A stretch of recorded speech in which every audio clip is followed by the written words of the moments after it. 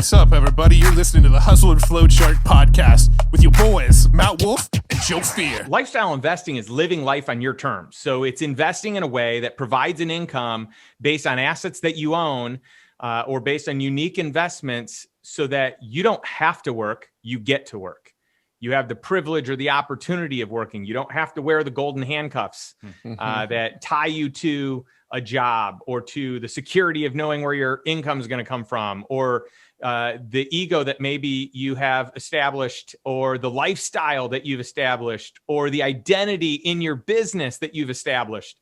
And I think every entrepreneur can relate to most, if not all, of those scenarios. So I just wanted to create a way where I was able to live life by design, with intentionality, not just by default, not just on autopilot, responding to people, putting out fires, just, being on other people's demands. I wanted to proactively create a life that was inspiring to me and spent with people that I'm most excited about. So yeah, it's owning assets and making unique investments that provide cash flow and in a way that covers all your costs. It might start as covering just your bare minimum costs to survive, right? Rent, food, utilities, car payment, just the bare minimums.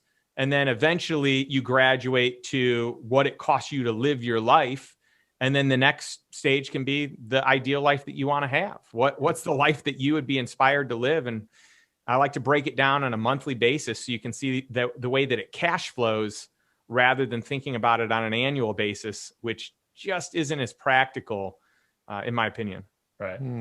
Yeah. So what kind of investments are we talking about? What sort of investments are out there that people could get into that will provide, cash flow at a sort of equal or greater level to, their minimum needs? Well, that's the $1 million question, Matt. And there's the answer is there's a lot of them. A subcategory of answer would be, what do you know best? Do you have an expertise? Do you want to spend your time in that area, or do you want to spend no time in that area? So in other words, are you willing to own, for example, real estate where you either manage it yourself or you outsource it to a management company to get a higher return than if you invest in someone else's deal as a limited partner? It doesn't cost you any time, but you don't earn as much. So for a lot of entrepreneurs, they tend to default into, something that costs less time. And I think that that's probably a good move, especially if you're in, growth mode. If you're not in growth mode, or you have a lifestyle business, or you've got everything, sustainable, you might make some different decisions, but that's really where it starts. And so could it be real estate? Sure. I think real estate's a great way to start. It's how I started. So it's what I know well, but it's not the only way.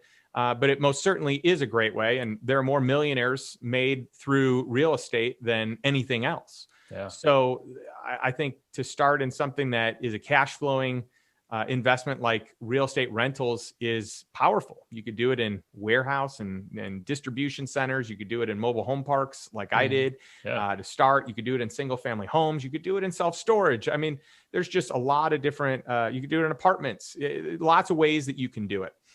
But you also might want to consider just debt investing. There are ways that you can invest where you don't own the asset, but you have the asset pledged as collateral in a way where it's twice or 3 times or 5 times the value of the loan or the investment.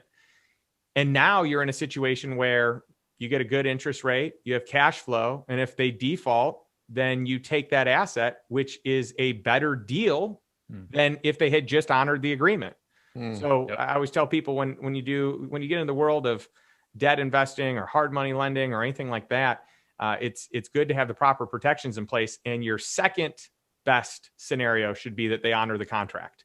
And by the way, no one wants someone to default. It takes more time. It's a messier situation. So it's not like I want that, but I want the leverage of that so that things work out the way that the contract says. I'll add one more, just since, your listeners and your viewers are entrepreneurial based. Another one could be operating companies where you might have an expertise in a niche market because of your business. Maybe it's digital marketing, or maybe it's something, I don't know exactly where everyone's business is, but let's just say something really well. Well, you might be able to diversify your portfolio by buying another company or being an equity holder in another company, and you can create some pretty strategic investments where you don't have to just go into straight equity and hope that it works out. You can negotiate to get some revenue share. You can negotiate to get like a profits interest, or maybe you can negotiate into equity, but with an accelerated repayment schedule so you get your money out quickly. There are lots of ways to do it. But if you have expertise in an industry, that could be another great move to not have all your eggs in one basket. Totally makes sense. Yeah. I mean, I think what you just said actually kind of sort of answered my next question a little bit, but I was going to ask if there was any sort of like toe in the water, like basic entry point for people. Cause I think, for a lot of people, the concept of investing is scary because they think they need to do it with big sums of money, right? So like the real estate example, the first thing that pops into my mind is like, cool, I need to have 6 figures in the bank so I can get a down payment on a real estate property and then, cash flow off that. So like, are there any sort of like lower barrier to entry sort of ways that people could start getting in these habits of investing? Yeah, that's a great question, Matt. I have had many investments that have been less than 6 figures where I owned it outright. But at the same time, you can invest in syndications. And these are deals that other professional real estate practitioners do. They have a professional in-house or third-party management company that manages it. You can check their track record. So you could literally just invest whatever their minimum is. In some cases, it might be as little as $25,000 or $50,000. There are the crowd-funded opportunities where you could invest in even a debt offering or an equity offering at like $1,000 or $10,000.